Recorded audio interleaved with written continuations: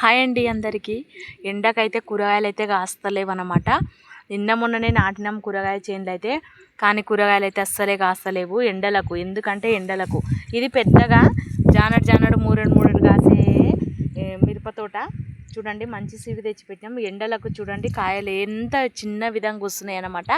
ఈ విధంగా ఉన్నాయి, అసలు కాపే లేదనమాట. టమాటా తోట అయితే మొత్తం బజినిక పోయి కాసలేవు. ఎండలకు మొత్తం చేను బజినిక అంటే ఏందో అనుకోకండి. ఎండకు అట్లా మొత్తం చెట్టు పొడవుగా పోయి ఆన్నే ఉంటుంది అనమాట. కాపు అయితే కాయలేదు. దోసకాయలు కాయలేదు, బీరకాయలు కాలేదు, ప్లస్ టమాటాలు కూడా కాయలేదనమాట. మిరపకాయలు అయితే ఇంకా ఉన్న చెట్టుకి ఎన్నో ఒకటి ఉన్న దాంట్లోకి మొత్తం అయితే పండ్లు అయిపోయినాయి అనమాట. ఇవేమో ఉన్న కాడికేమో పొట్టిగా కాస్తున్నాయి. ఎండలకేమో కూరగాయలకేమో మస్తు రేట్లు ఉన్నాయి అన్నమాట. ఇప్పుడు ఈ ఎండలకేమో కూరగాయలు కాస్తలేవు. కాసినప్పుడేమో కూరగాయలు రోడ్డు మీద పోసి వచ్చినాం రేటు లేక. వర్షాకాలం ఏమో వర్షాలు వచ్చి అన్నీ పోతాయి అన్నమాట. కూరగాయలు రోజు నీళ్ళ నుండి కాయలేవు. ఇప్పుడు ఎండాకాలం ఏమో ఎండకు తట్టుకోలేక కూరగాయలు కాయలేవు.